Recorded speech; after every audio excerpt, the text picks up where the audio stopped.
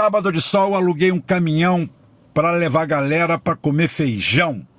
Chegando lá, mas que vergonha, só tinha maconha. É isso aí, gente. Programinha extra, fanho, rouco, ferrado. E Biden foi declarado pela CNN e logo acompanhado pela Globo como novo presidente dos Estados Unidos. Não percam, não percam, não percam. Conversa ao pé do rádio, extra e ordinária, daquele jeito que vocês gostavam, né? Tá aí, olha. Nem sei se tem música, porque é o Christian que coloca. Trump foi jogar golfe. Enquanto o bicho está comendo solto, as fake news continuam rolando. Alguns juízes estão dando o direito de recontagem, estão retendo votos.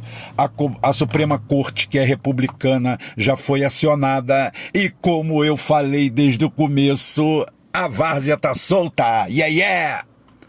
Várzea nos Estados Unidos, bagunça geral. Como eu falei, enquanto os sábios calam, os patetas falam.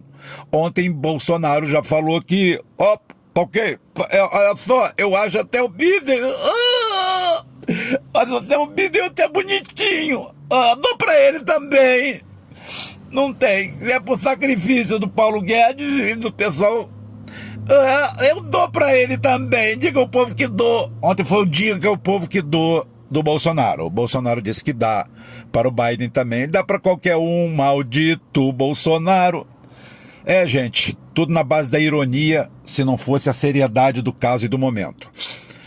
Putin e Jinping continuam quietos. Angela Merkel mostra total impaciência, porque, para quem não sabe, Vladimir Putin, a semana passada, fez a brincadeira do século. Chamou a Alemanha de superpotência, que o é, na realidade, só é refém militarmente dos Estados Unidos.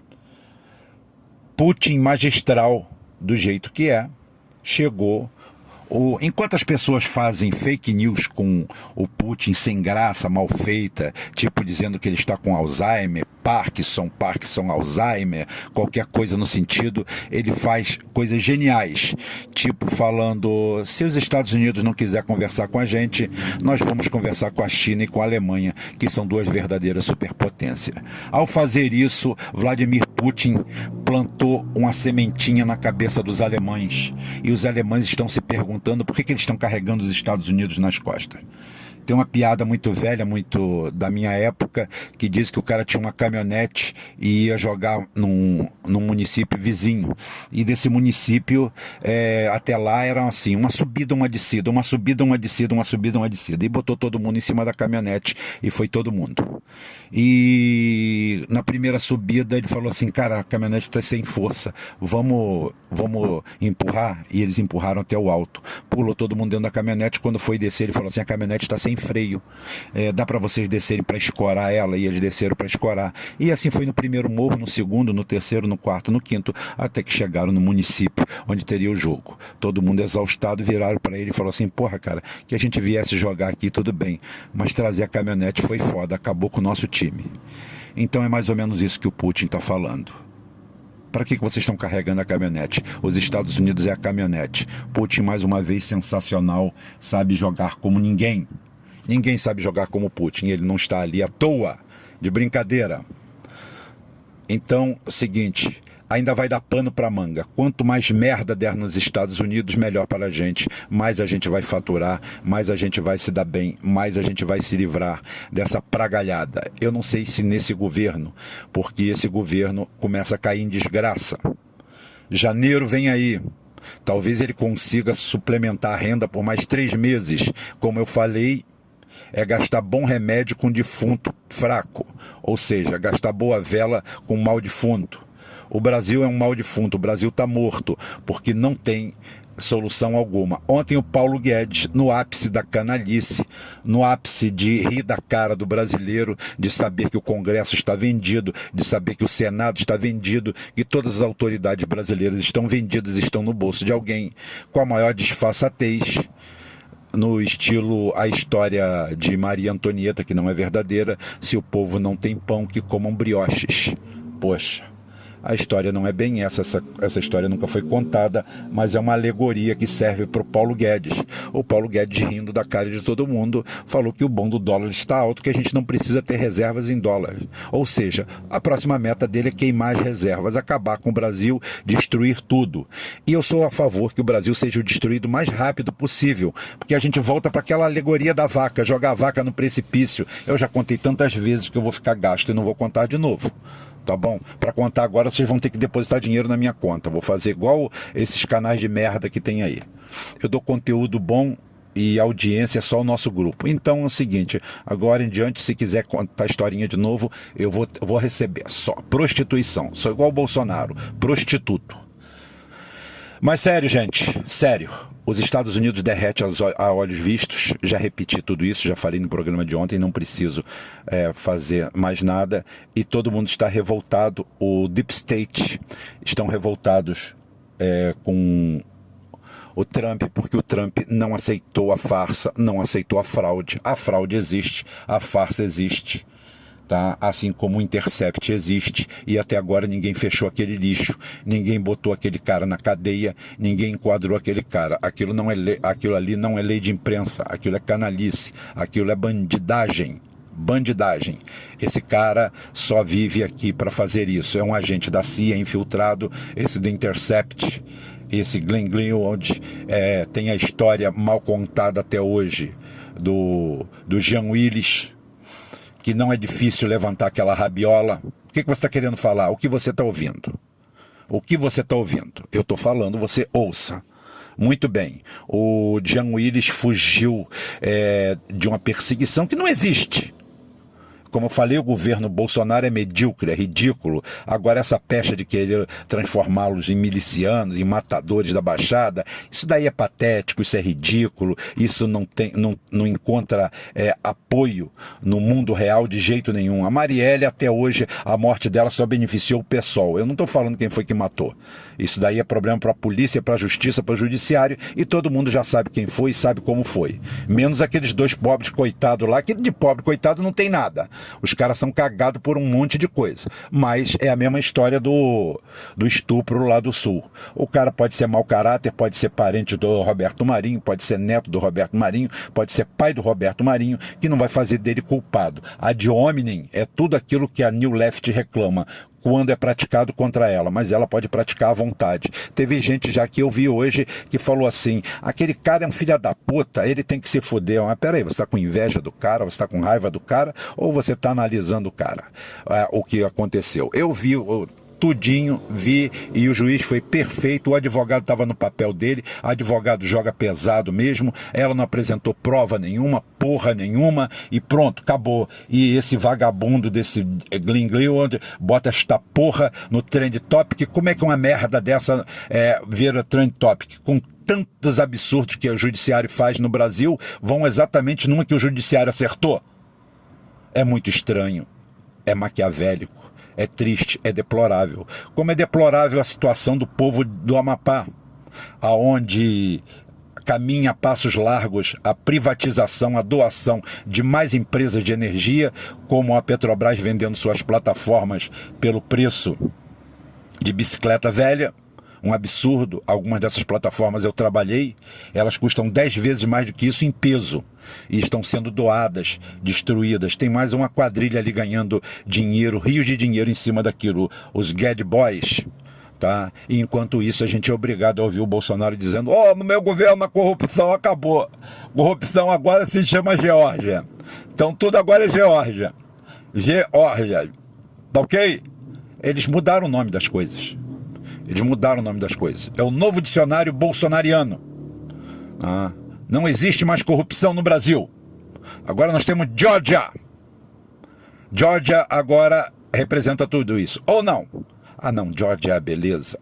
É uma homenagem amorosa, homossexual, gayzona, totalmente gay, de alguém que trata a coisa pública de forma patética, ridícula, como uma criança de 7 anos de idade que fica disputando com seus colegas brincadeira de bandeirinha e de figurinha. É isso que sobrou para o Brasil. É isso que é o Brasil hoje. a direção de um pateta, a direção de um sujeito ridículo que coloca a gente abaixo do país que está derretendo. Nós estamos aqui como aval deles. Nós fazemos parte desse latifúndio triste, lamentável, triste. E o povo do Amapá, sem energia elétrica, ainda tive que responder um lá que tentou fazer um libelo neoliberal, não sei se foi a intenção dele, tentando dizer para mim, logo para mim, que conheço de energia, de geração de energia, sou consultor de energia, Você quer uma consultoria minha? Eu faço profissional, aí eu cobro. Aqui o conteúdo é de graça. Agora você quer um dimensionamento de malha? Você quer alguma coisa nesse sentido? Você quer saber, quer fazer uma rede de distribuição? Quer fazer um sistema de cogeração? Tá? Você quer fazer um sistema de cogeração? Quer fazer o quê? A gás? Quer fazer com energia? Quer fazer com quê? Com que tipo de energia? Com o quê? Inclusive, eu tenho aqui, eu represento uma empresa, vou fazer um jabá aqui, a Empenha, tá? Empresa de engenharia de Macaé, que é detentora, junto com outra empresa que me foge o nome, da patente em que a gente consegue fazer álcool etílico, álcool de lixo. A patente está pronta, a primeira usina vai começar em Sorocaba, talvez em março, abril, só não começou ainda por causa da pandemia. A gente consegue fazer álcool de lixo, junto com energia eólica, junto com energia hidrelétrica, junto com todas as energias, com o sol, com tudo que nós temos. O Brasil está independente, ainda mais no Amapá. Mas não está porque simplesmente nós pegamos nossas empresas e doamos. A Cosan é uma das empresas dessas estranhas, provavelmente sócias em algum momento, em alguma hora, do BTG Pactual, que virou o dono do Brasil.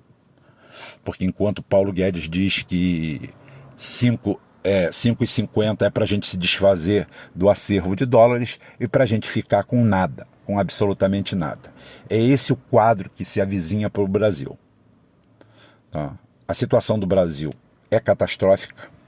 É difícil demais, porque nós estamos atrelados aos Estados Unidos. Os Estados Unidos está atrelado ao mainstream internacional. Há uma situação em que a Europa começa a torcer o nariz para ela. Quando a gente fala Europa, a gente está falando de Alemanha, porque hoje a Espanha é um puxadinho, da Alemanha, e Portugal é um puxadinho da Espanha. Então, de puxadinho em puxadinho, a gente descobre que hoje o euro é o marco, é o euromarco. Tá?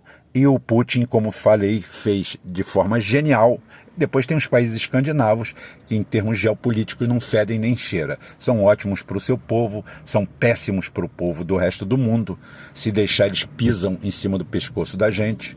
Um escandinavo com 6 meses de Brasil gosta tanto de putaria ou mais do que um brasileiro.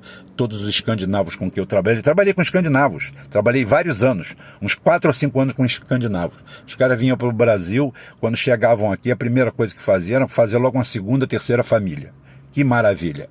Com o dólar que eles ganhavam aqui, os caras não queriam nem saber de trabalho.